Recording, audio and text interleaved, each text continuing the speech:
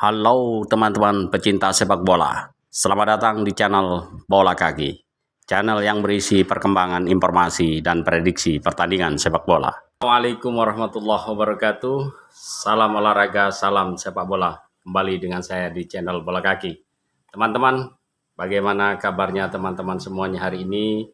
Saya berharap teman-teman selalu dalam keadaan sehat walafiat, dapat berkumpul bersama keluarga dan tentu selalu dalam keadaan bahagia. Teman-teman, masih dengan informasi Timnas Indonesia.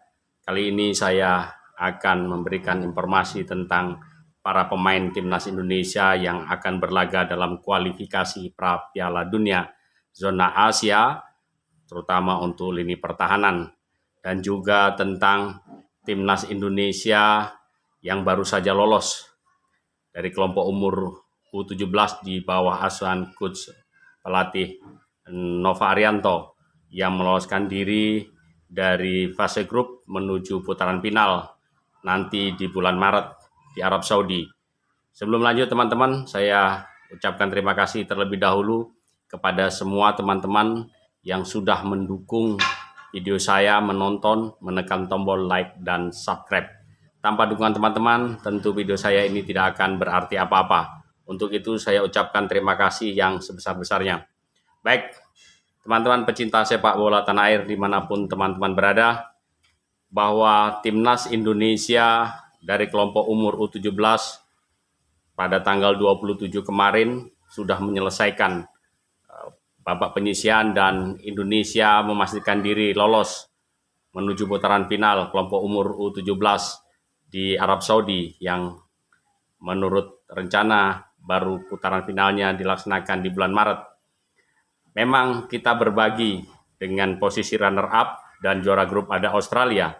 Kita berbagi dengan Australia untuk lolos menuju putaran final, kita bermain imbang 0-0. Banyak terjadi di media sosial antara pro dan kontra dengan strategi yang diterapkan oleh pelatih Nova Arianto. Satu sisi banyak pengamat yang merasa kecewa dengan cara bermain Timnas Indonesia yang tanda petik, bahkan ada beberapa negara yang kurang senang dengan cara Indonesia dan Australia yang dianggap kurang fair play dalam melakukan pertandingan. Karena memang harus kita akui pelatih Nova Arianto maupun pelatih Australia sama-sama menjaga agar timnya tidak kebobolan. Hingga pada babak kedua, kurang lebih hampir 30 menit, bola hanya berkutak-kutik di satu tim, yaitu di Australia, dan tidak masuk pada penyerangan. Ini tentu sangat mengecewakan bagi pemain-pemain Indonesia juga sebetulnya, tapi karena ini sebuah strategi yang diterapkan oleh Coach Nova agar dapat lolos, karena dengan posisi imbang saja, hasil draw saja, memastikan Indonesia menjadi runner-up dengan nilai poin 7 dan lolos ke putaran final. Ini tentu sangat tidak enak untuk ditonton, tapi itulah strategi. Ini juga yang mengakibatkan banyak negara terutama yang tidak lolos seperti Qatar dan India itu merasa tidak nyaman. Kita lihat bagaimana di media sosial netizen India itu menganggap Indonesia dan Australia tanda petik bermain sabun karena menganggap sudah terjadi kesepakatan. Tentu hal ini kita anggap mudah-mudahan tidak terjadi hal-hal yang tidak diinginkan, artinya tidak melakukan protes ke FIFA dan bisa menerima bahwa itulah strategi. Jika strategi dimainkan, maka fair play terkadang terlukai. Baik, karena Timnas Indonesia sudah lolos, maka di tahun ini memang Timnas Indonesia kelompok umur 17 bawah Nova Arianto lolos, kemudian U20 di bawah pelatih Indra Safri, tolong dikoreksi kalau saya salah, juga lolos, kemudian ke senior juga lolos Piala Asia. Ini tentu sangat menggembirakan dan kita masuk pada fase round ketiga putaran final Piala Dunia. Baik teman-teman, tentang Timnas Indonesia, pemain yang dipersiapkan oleh pelatih Sintayong.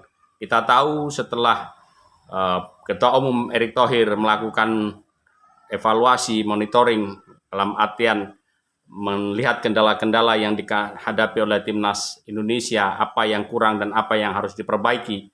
oleh federasi, terutama oleh tim, memanggil dan mengevaluasi kinerja, termasuk manajer juga dipanggil, ditemui, pelatih Sintayong. Akhirnya tentu berharap ketika Indonesia berhadapan dengan Jepang tanggal 15 November nanti, tim yang turun adalah yang betul-betul starting 11 yang betul-betul siap untuk tampil dan memang menjadi tim inti. Kita tahu lini belakang, pemain back belakang Justin Hubner yang sudah pulih dari cedera, kemungkinan besar akan turun dan sudah bisa dimainkan. Jika ini benar, tentu komposisinya akan sedikit berbeda. Pada posisi ini tentu sudah ada Miss Hilgers dan juga Rizky Ridho di sebelah kanan. Pada lini pertahanan, kedalaman akan semakin bagus. Karena menghadapi Jepang yang menjadi juara grup dengan nilai 10, Indonesia tidak boleh main-main.